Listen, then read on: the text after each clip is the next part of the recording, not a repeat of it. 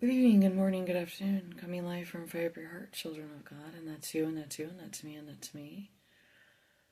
I hope all will be. Alright, so I was talking with my husband about when I read in the morning, and I said, I think I get a little grumpy in the morning. Maybe I need to wait. Or I'm a little more frank about the subject matter. And I'm going to admit with chapter 2, some of it, I don't know if I'm going to be able to explain how I understand the parts of chapter 2 of First Peter. That's where we are right now. I started the introduction to Peter, and chapter 1 of First Peter was done yesterday. And I was going to pick back up on chapter 2. I had started it a little bit, and not much, and continue on. And I will admit, when we get to verse 13, we'll worry about it then, but I honestly don't know. I don't understand it. How I learned it with the Lord was, if the government is not following the law that is in the land, that is humane and proper due process, warrant use, due cause for any sort of enforcement contact. It's not that you fully disobey. Obviously, you're still going to have to go in the hands of the evil government. If they come and try to take you away, you make your decision for your family what's the best thing to do, but there still should be a sense of, like, the law wasn't followed, ABC, but that's if you're in America. But the law's not really being followed, and the government's been corrupt for a long time, so when it says submission to the government, that's when they're doing the right thing.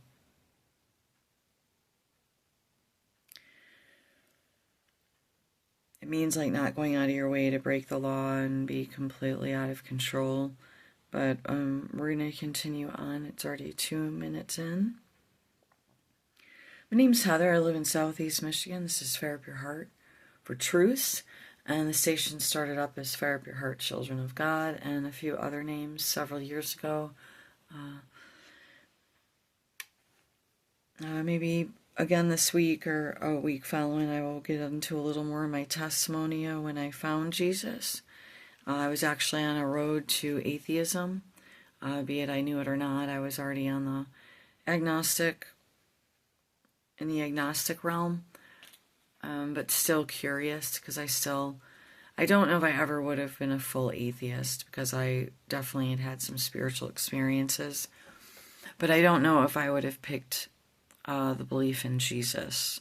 But I had early exposure to it, and on and off, and some, I guess you'd say, spiritual relatives, and so that kind of kept me open to it.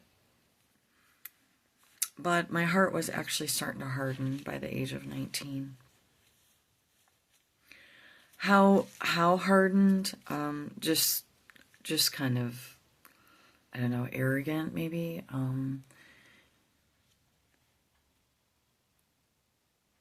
Closed-minded, bitter about me being mistreated for so long and it being protected by other elders. So at 19, you could say I had quite a few chips on my shoulder. How dark or how cold I would have been, I'm not going to sit and act like I know. I had a couple other dark periods in my life, so I know it can get pretty dark. I managed to stay away from murdering anyone and excessive stealing. If you notice, I said excessive. I'm sure I grabbed a few coins here and there in my worst moments and had a lot of guilt about it, but not here to act perfect, not here to act this way or the other. But what I do hope that I'm here to do is to steer you away from excessive evil in your life and seeing money as being more important than human life. Those are two hopes and maybe a few others, but outside of that, I'm not going to lose sleep about it. Just some things that I feel like I need to express before I leave this. In some regards, a beautiful earth, beautiful, there's absolutely phenomenal, beautiful environments, nature, beautiful, beautiful people out there in the middle of a mess. So I will always miss the beautiful things of the world, but not as much as I desire to be near my Father in heaven. Desire the sincere milk of the word, chapter 2, wherefore laying aside all malice and all gall, and hypocrisies and envies and all evil speakings, as newborn babies desire the sincere milk of the word, you may grow thereby. And if you're not sure, it's 1 Peter, we're in chapter 2. If so, by ye have tasted that the Lord is gracious, offer up spiritual sacrifices, to whom coming as unto a living stone, disallowed indeed of men, but chosen of God and precious. Ye also as lively stones are built up a spiritual house, a holy priesthood, to offer up spiritual sacrifices acceptable to God by Jesus Christ. Wherefore also it is contained in the scripture, behold, I lay in Sion a chief cornerstone, Sion, elect, precious, and he that believes on him shall not be confounded.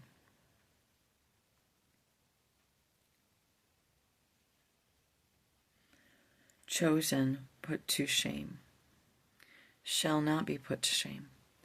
Unto you therefore which believe he is precious, but unto them which be disobedient. The stone which the builders disallowed, the same is made the head of the corner. Rejected chief cornerstone. And a stone of stumbling and a rock of offense, even to them which stumble at the word, being disobedient, whereunto also they were appointed. Isaiah 8:14, 1 Corinthians 1:23, Romans 9:22, being disobedient to the word. But ye are a chosen generation, a royal priesthood, a holy nation, a peculiar people, that you should shew forth the praises of him who has called you out of darkness into his marvelous light. Acts 26:18, his own special people proclaim him. They're not ashamed to share of Jesus. But also, like I said, if it's not natural, if you're forcing something, God knows that. And there's no need to force it, because you're going to later become bitter if you weren't following your intuition. So how I see it is, until you're ready, you're ready. And the Lord will make you ready. And nobody can make you ready. The Lord can make you ready. Okay? And so when you're ready to proclaim the Lord, or you're ready to fulfill your calling, you will be ready when you're ready. But other people telling you you're not going about it the way that you're supposed to go about it, or you're not blankety blank, it's none of their cockamamie business. It's between you and the Lord.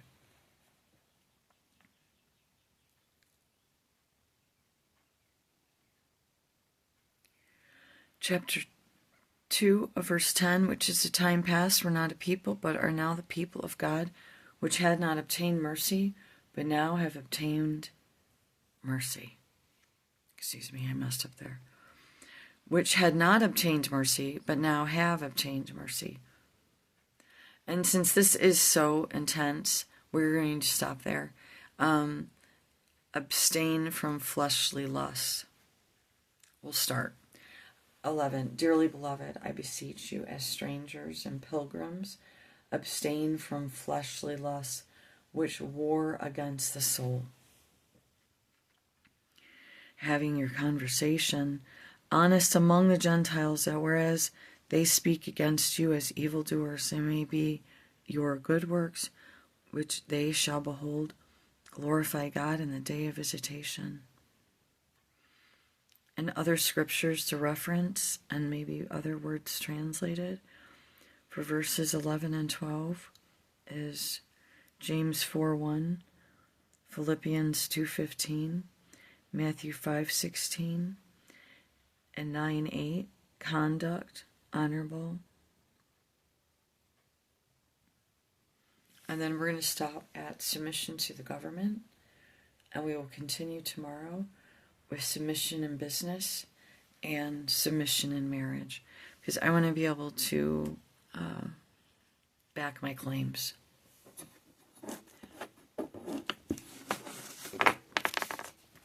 Of when the government's corrupt and what the job of the people is of God,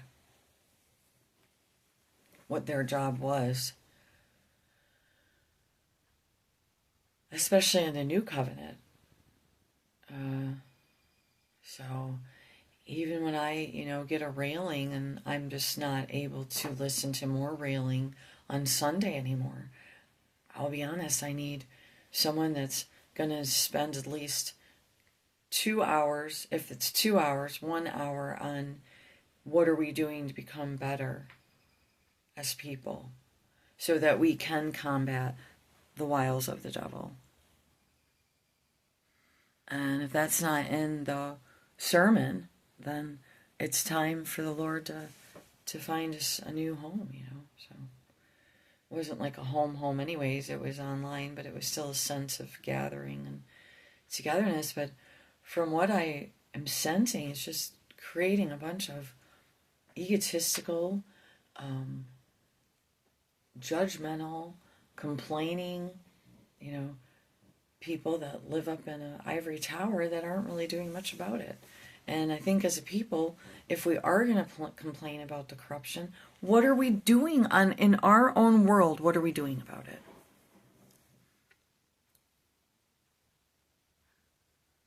So that's where I am with all of it. And I know I tried like the Dickens, and it's not like a competition. I'm just saying, whatever resources I could find to discuss or express what I was seeing in the community at large, and what was being shared with me about treatment when if they had to have contact with the police or someone tried to call the police for help and what their experience was as a woman, just different things like that. But we got serious problems in Michigan, and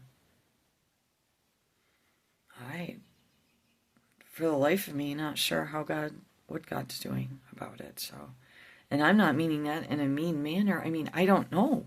I don't know. It doesn't appear to be much. So, or it's not time, and so it's just not on his radar. And I think my honest conclusion to the manor is they've been taken over by Satanists and blood drinkers and worse. So, did I say worse? Yeah, I said worse because someone can still stay alive if their blood's drawn. So, it's still disgusting, but that's what those people do. It's part of their MO,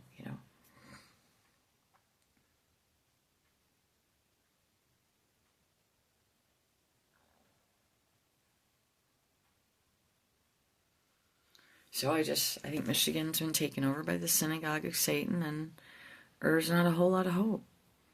And unless we're reading something wrong, we get that it's too late. No matter where we go, it's collapsing. What's the second part we get? And this is separately. This is on our own time with the Lord. And then we come back together and discuss it. And